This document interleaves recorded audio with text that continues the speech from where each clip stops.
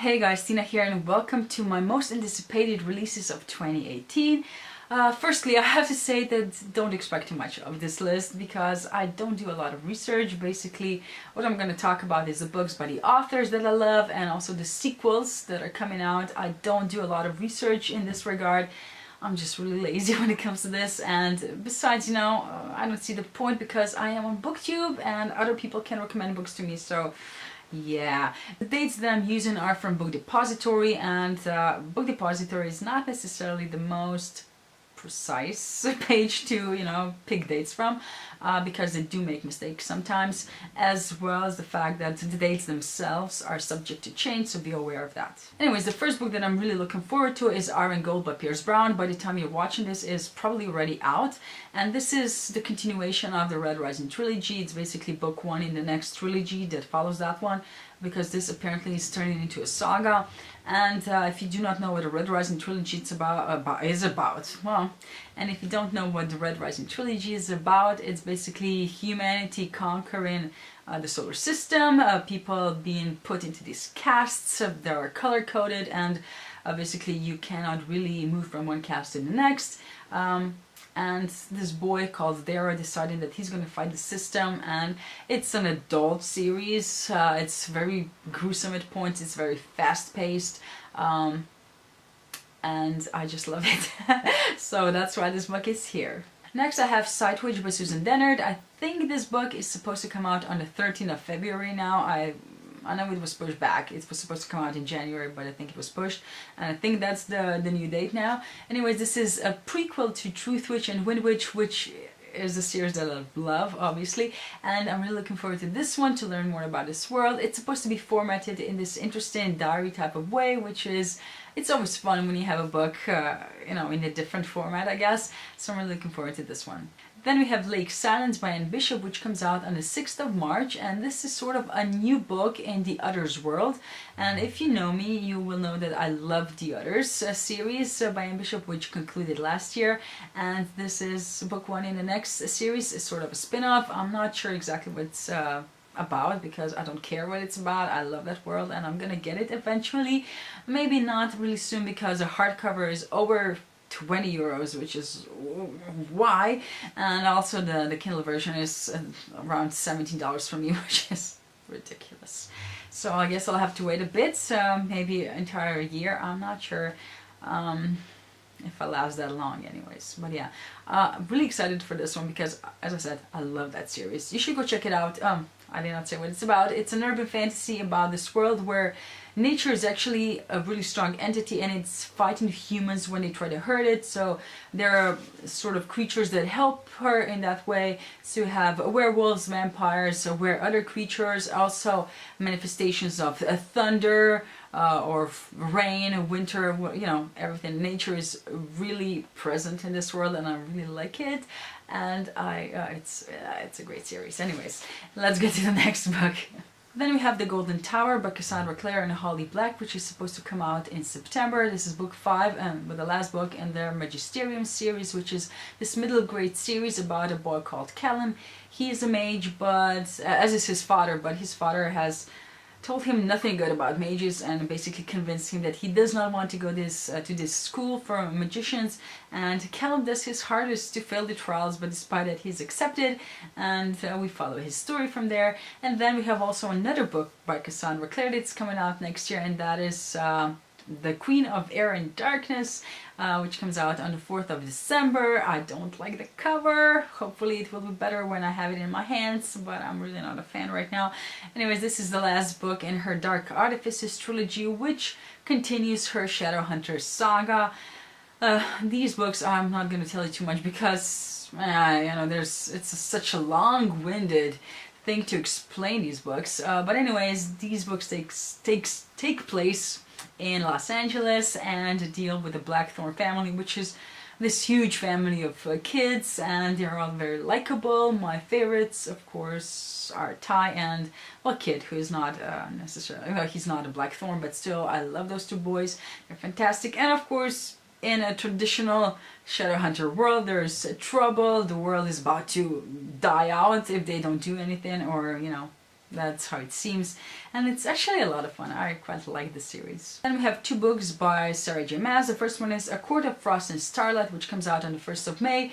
This is a novella that is supposed to bridge the A Court of Thorns and Roses trilogy with the sequel or companion books that are supposed to come out. And it's sold by Reese and Feyre, and I'm not necessarily really looking forward to this one because I'm sort of done with their story, but I am sort of also invested in this world, so I will be picking it up, of course. But I don't know, you know, that moonlighting thing, you know, they're together now. I'm not that interested in them as a couple anymore, so yeah, you know, life. And then also we have by Sarah J Maas The Last Throne of Glass book, which is supposed to come out on the 4th of September. We don't have the title, we don't have a cover or anything like that. Hopefully this series finishes this year because I'm also slightly done with it. Then we have A Lady's Guide to Petticoats in Piracy by Mackenzie Lee, which comes out on the 2nd of October. I read A Gentleman's Guide to Vice and Virtue last year, and I really enjoyed it while I read it. I have to say that months later now, I don't find it as good in my... It's not as good in my head as it was back then. You know, it's sort of average, and that is sad when that happens to books, but still. I did enjoy Felicity a lot in that book, and I'm really looking forward to what is in store for her because she was fantastic. She was like the most rational character in that book and also ahead of her time, and I think her book might be better actually than Monty's. And then we have Nevernight Book 3 by Jay Kristoff, which is supposed to come out on the 9th of August. And this might be currently my most anticipated book of this year. I just finished reading God's Grave, so I'm really still in that world. And I cannot wait to get the last book in this series. I loved it. I buddy read it with Haley and we both just were so engrossed in it. There's so much we still don't know. Actually, I don't think we got one answer out of that book. Just a lot of revelations and a lot of mysteries and still a lot of confusion in a lot of things, and I'm really looking forward to this last book. I wish I had it now because it's fantastic. The series is just so great. It's hilarious. It tells the story of Mia Corver, who is this young girl who lost her family to these people for political reasons, and she was then raised by this assassin, and because she wants revenge. It's really helpful to be raised by such a man, but she wants to get even better. So in book 1 in Nevernight, she goes to this assassin school and gets better, and it's really an enjoyable read. It is an adult book, adult series. For some reason, I always thought that they might be young adult, and I think it's basically because I saw people that usually read young adult read them, and I sort of got them confused. But yeah, the moment you pick them up, you will know that these are adult, maybe new adult books, because there's sex, there's blood, it's very gruesome and all that. So yeah, an adult series, that is. Another book that I'm really looking forward to is Age of War by Michael G. Sullivan, which comes out on the 15th of March. This is book 3 in his first Empire series, and he's quite consistent with putting them out, although I think there might be a bit of gap between book 3 and 4. I still have book 2 to read, but it's a fantastic series. It's part of his Rhaenyra world, except that these are sort of prequel books to those, and are just enjoyable, great for people that are trying to get into fantasy. They're basically about these people called the Runes, who are basically human and the Fae, and the Runes consider the Fae to be gods because they're almost immortal, but they're not quite immortal because one day this guy kills one of the Fae, one of the gods, and a lot of problems ensue from there. You know, people have to go on a run, there's a lot of anger among the Fae, and there's this great female character that if people just listen to her, a lot of problems could be avoided. Fantastic, really, I like it. I have to continue on with the series, clearly. Then I have just a couple of more. I mean, the list is slightly longer, but as I'm reading the list, I find myself not being all that interested in some of these books, so I'm just going to skip them. But then we have Brandon Sanderson and his Skyward, which comes out on the 6th of November. Not entirely sure what this is about. It's supposed to be young adult. It's sort of a project that he that replaced some other project because that one was not going, you know, fine according to him. And this is supposed to be a mixture of Ender's Game, Top Gun, and something else. And sounds like a lot of fun, a lot of adventure, and I'm really looking forward to it. Of course, it's Brandon Sanderson. How could I not? Then I'm also looking forward to Harry Potter and the Goblet of Fire. Almost forgot the title. Oh lord, that is embarrassing. By J.K. Rowling, the illustrated edition, which comes out supposedly sometime in October or November. That's when they usually come out. Of course, this is going to be a brick of a book. It's the first of the huge ones, and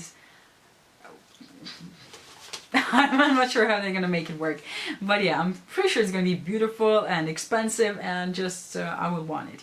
And then I have a few books that don't have official dates yet, so I'm not really sure whether or not they're gonna come out this year. Fingers crossed they do, but actually this is just me wanting them, not me officially telling you that they are coming out. So the first of those is Alison Goodwin's Lady Helen Book 3. Which would be book 3 in the Lady Helena series, which I'm really liking. The first book tells about this Lady Helen. She's supposed to be introduced to the Queen and find a husband. Instead, she finds Lord Carlton and demons. So basically, she has to fight them. And it's, you know, it's an enjoyable book. I really liked it when girls pretend to be men and things like that. So yeah, I really like it, and I cannot wait for the next book. And obviously, there's one more that I'm really looking forward to, but I'm definitely not sure if it's coming out. Nothing has been announced until, you know, at least not when I'm talking to you about this. And it is Laini Taylor's The Muse of Nightmares. If somebody knows anything about it, let me know down in the comments. I have heard nothing about it, so fingers crossed that happens. But yeah, those are all the books, or most of the books that I'm really looking forward to. As I said, I'm not that well informed about these things. I will just pick some other stuff along the way as the year progresses, I'm sure. Do let me know down in the comments if you're looking forward to any of the same books as I am, and thank you for watching this video, and see you in my next one. Bye!